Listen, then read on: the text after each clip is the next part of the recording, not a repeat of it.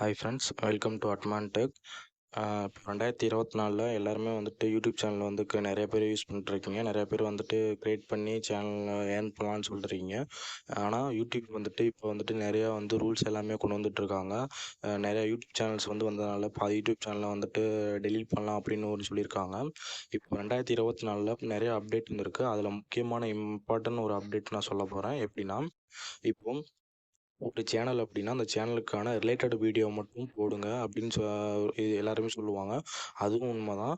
ஏன்னா related video போட்டிங்க அப்படின்னா தான் பின்னாடி மானிட்டேஷன் ஆகும்போது உங்களுக்கு அந்த இது சீக்கிரம் அக்செப்ட் ஆகும். இந்த சேனல் இப்போ டெக்னாலஜி பற்றின வீடியோ மட்டும் போடுறாங்க அப்படின்னு. சப்போஸ் நீங்கள் விலாக் இந்த மாதிரி நிறையா சம்திங் எதாவதுன்னா நீங்கள் போடும்போது நீங்கள் பிளேலிஸ்ட்னு ஒன்று க்ரியேட் பண்ணுவீங்க. இப்போ நான் எக்ஸாம்பிளுக்கு ஒரு எஜுகேஷன் சொல்லிட்டு ஒரு 4 வீடியோ போட்டு அதை எஜுகேஷன்னா ஒரு பிளேலிஸ்ட்டாக க்ரியேட் பண்ணி வச்சிட்டேன் அப்படின்னா, நான் 5வதா ஒரு வேறு வீடியோ போடுறேன்னு வச்சுக்கங்களேன். ஒரு குக்கிங் போடுறேன் அப்படின்னா, அந்த வீடியோவை அந்த அந்த எஜுகேஷனுங்கிற ப்ளேலிஸ்ட்டுக்குள்ளே நான் போய் போடக்கூடாது. அப்படி போட்டோம் அப்படின்னா அது அதாவது இன்லைன் இன்ஃபர்மேஷன், அது அன்இன்ஃபர்மேஷன் சொல்லிட்டு கமெண்ட், அதாவது யூடியூப் எடுத்துக்குவாங்க. அது அப்படின்னா நம்ம எஜுகேஷன் சொல்லிட்டு அந்த ப்ளேலிஸ்ட் க்ரியேட் பண்ணியிருக்கோம். ஆனால் அதில் வேறு ஒரு கண்டென்ட் போட்டால் அது அன்இன்ஃபார்ம் கண்டென்ட்ஸாக எடுத்துக்குவாங்க. அப்படி வந்தது அப்படின்னா உங்களுக்கு கம்யூனிட்டி ஸ்ட்ரைக் வரும் அப்படின்னு சொல்லிட்டு புதுசாக ஒரு ரூல்ஸ் வந்திருக்கு.